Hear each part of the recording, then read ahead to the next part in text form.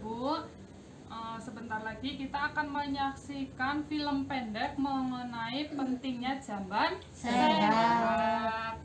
Coba diperhatikan Ibu.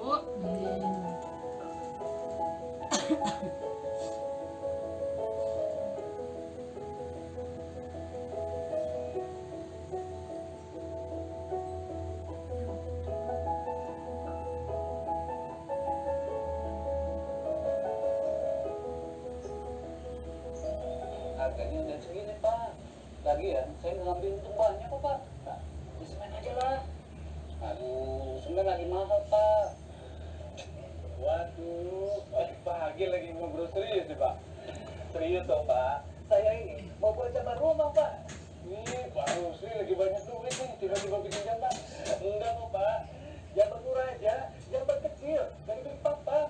Murah kan Pak? Tapi Pak, bilik jangan terlalu kecil, sampai ember air cuci tangan nggak bisa bawa masuk.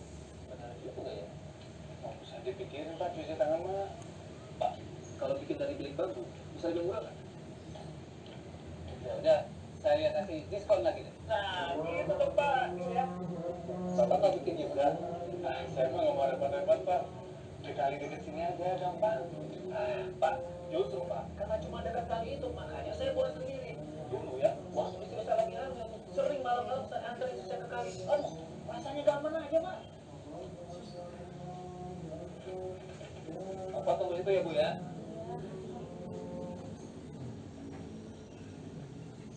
Takut.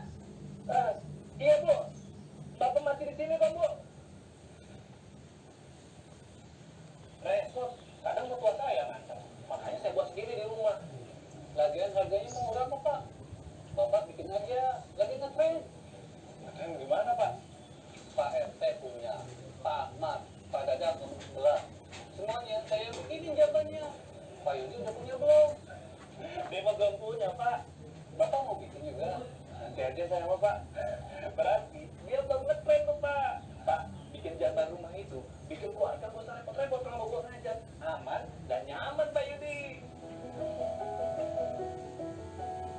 Apa yang diperbincangkan oleh siapa saja tadi Bu? Pak Yudi, Pak Yudi, Pak Rusli, Pak Rusli, satu lagi siapa? Bangunan.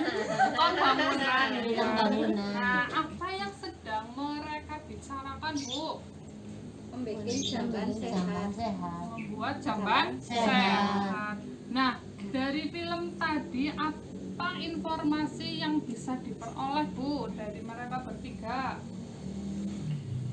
Ibu Roro. Membuat jamban itu tidak harus yang bagus, yang mahal.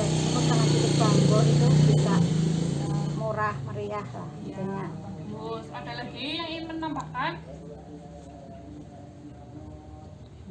Dari film pendek tadi itu dapat kita simpulkan ya Bu bahwa yang pertama itu jangan buang air besar sembarangan.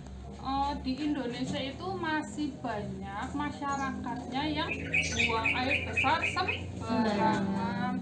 Buang air besar sembarangan itu orang yang menggunakan jamban tapi tinjanya itu tidak dialirkan ke septic tank, Ibu, dialirkannya ke sungai atau ke parit. Nah, hal yang seperti itu bisa mencemari lingkungan sehingga anak-anak muda terkena penyakit diare. Oleh karena itu, setiap rumah harus membuat jamban sehat. Kemudian yang kedua itu benar apa kata Ibu Roro bahwa jamban itu tidak harus mahal Bu, bisa dibuat dari bilik papan atau bilik bambu. Jadi pembiayaan dalam pembuatan jamban sehat itu biayanya bisa terjangkau. Kemudian yang ketiga, walaupun jambannya itu sederhana, yang perlu diingat yaitu harus ada ember untuk kita cuci tangan setelah melakukan buang air besar. Seperti itu nggih Bu? Nah, Saya ingin menanyakan di mana ibu-ibu dan anggota keluarganya melakukan buang air besar. Biasanya di mana, Bu? Di sungai. Ada yang di sungai, ada yang di kamar mandi, Kubangan. ada yang di kubangan. Iya. Dari tadi kita ngomong jamban sehat ya, Bu. Sebenarnya apa sih jamban sehat? Jamban sehat itu, Bu? Kan sedikit jamban sehat. Jamban sehat adalah jamban yang Bersih. tinjanya dialirkan ke septic tank ya Bu. Iya. Jadi tidak dialirkan ke sungai atau ke parit. Kemudian apa manfaat buang air besar di jamban sehat?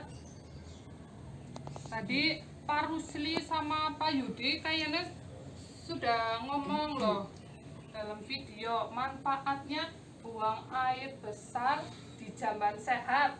Lebih aman dan nyaman. Lebih aman dan nyaman, iya. Bersih. Bersih, kemudian Lebih sehat. lebih sehat. Nah, iya.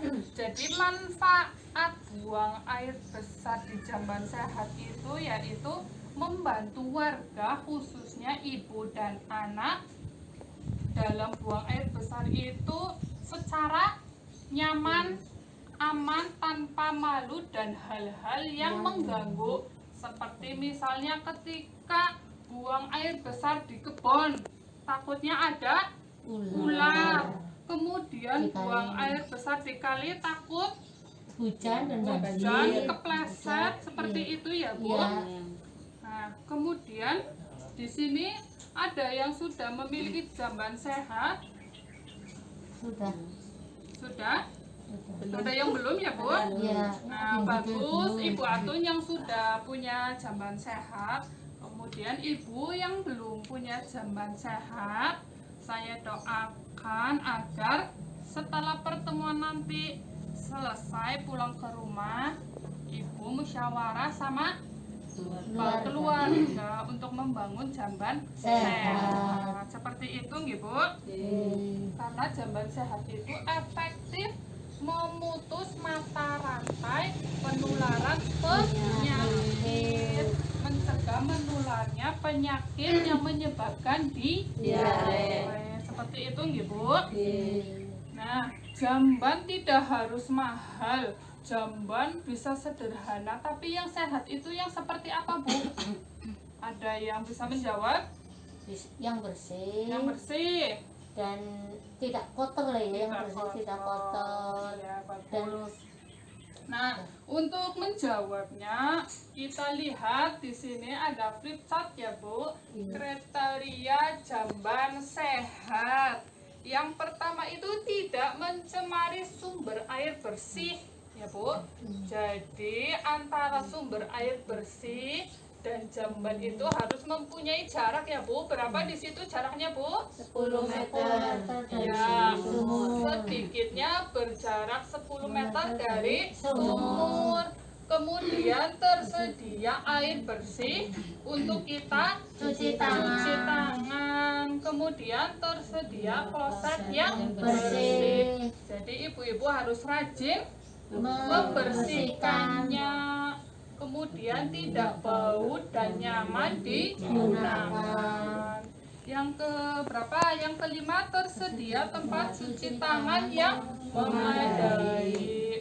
Kemudian tetap kering. Karena jika jamban lembab, maka itu menjadi sarang kuman dan bakteri penyebab penyakit. Kemudian memiliki ventilasi dan pencahayaan yang cukup. Ventilasi itu sebagai sirkulasi udara, Masuk keluar. iya, agar tidak engap ya Bu. Iya. Kemudian pencahayaan juga kalau siang tidak perlu pakai lampu ya Bu. Jadi kalau malam saja menggunakan penerangan lampu. Seperti itu ya Bu. Ada yang ingin ditanyakan sampai di sini? Cukup Bu, paham nggih? Baik. Kemudian tadi siapa yang belum punya jamban nggih Bu? Ya. Ibu siapa? Ibu Umi nggih. Iya, Umi Kulsum. RT 6 lucu. 07